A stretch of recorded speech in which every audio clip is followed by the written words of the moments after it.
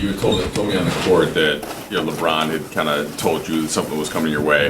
It couldn't have been much time, right, for that interaction. Was it after the stop, in transition? Was it just kind of a what literally was the quick conversation that let you know to be ready and where to be? No, it was a timeout.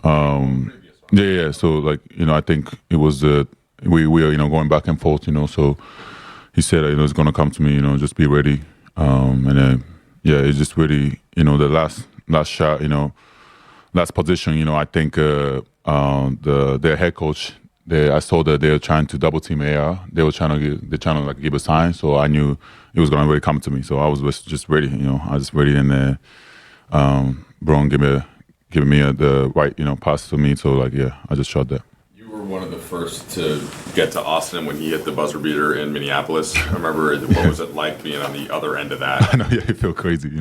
I think I never had a buzzer beater like that. So it just it's like one of those situation. The play that every basketball player dreams. So it was a great feeling. Did Austin almost put you in kind of a headlock? Man, I don't know what I was doing. I was just trying to run away from everybody. Trying to run around the court. But it was fun. As a kid who grew up in Japan, you started in basketball, watching Slam Dunk. Now you see yourself hitting a game winner with the Lakers uniform. Do you feel that the Slam Dunk dream came true? Yeah, for sure. It's just like I say. It's like one of those things that every basketball player's dream. And especially like this NBA. Play for Lakers. Get a pass from LeBron. That's the crazy things. But I think those are coming from our chemistry and everything that we've been building. And that was a tough game for us, but we got this dub. So it was good. You told me a few months ago that you identify yourself with Takenori Akagi. He was a player with a lot of courage. I don't know if you remember any moment in the cartoons that inspired you for your NBA journey. I mean, it's just growing up there in Japan. That's the slam dunk is one of the biggest things over there, and I think we watched growing up. Of course, as a basketball player, we watched it over there, and just kind of stuff we always talk about. I don't what kind of players you are and all and that. So that's where it came from. You guys, as a team, have tried to get LeBron that 10th point a handful of times. No, me, I don't have a vote. I guess not only obviously to get the pass, but to get the pass under those circumstances. What does that say about the way he plays basketball? No, he just make the right play. That's what he been doing this whole career. He just let the game come to him.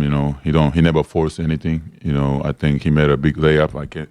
It was a fourth quarter, right? It was the last 2 minutes.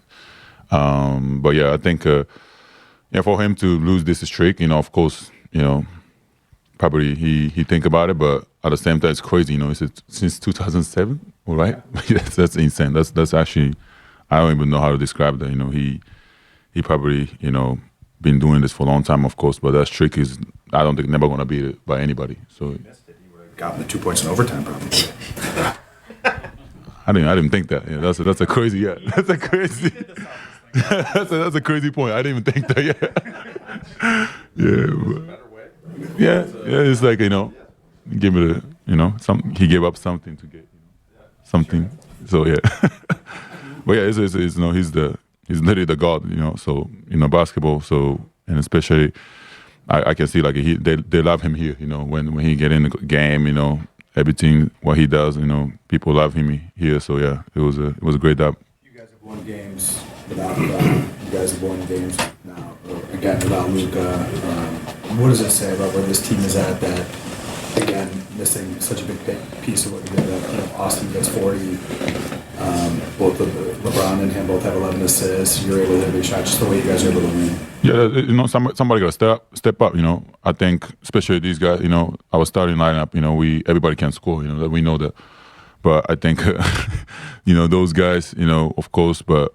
I think more so that our chemistry, start with the JJ, he been doing really good job about, care about, talk about always the chemistry, how team, how we play, those kind of stuff helping us. So, we just gotta, always stick together and play for each other, and then we're gonna get that one no matter what, who's on the court. Rui, you're one of the longest tenure players here, I think, along with LeBron and Austin and Vando. You've worked out with LeBron and Summers. How have you felt the trust or his trust in you build across the seasons you guys have played together? Yeah, it's just like, coming from everything, those big games like this, the big moments, the playoff. We played so many playoffs with him, together, the practice, and even off the court, just being around with him, just he I can see that he trusts me and all those kind of stuff. But I think, those guys, especially with us, Austin, Vando, me, Braun, we've been playing for a long time, pretty much. So, yeah, I think we have all this chemistry going on, and then these new guys came in, and, they've been great with us too. So, yeah, I think those chemistry is very important for this, basketball. So, and we just got to keep building that.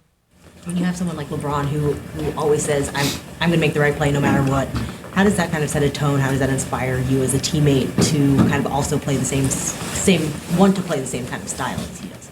I mean, that's why he's a winner, He make the right play, and, he don't force, he don't do nothing crazy, I think that's the way that, that's why he been winning, since he got in the league or whatever, So I think those kind of stuff for us younger guys, we watch him closely and we learn from him every day. So yeah, it's a great thing. Thank you. Thank you. Thank you.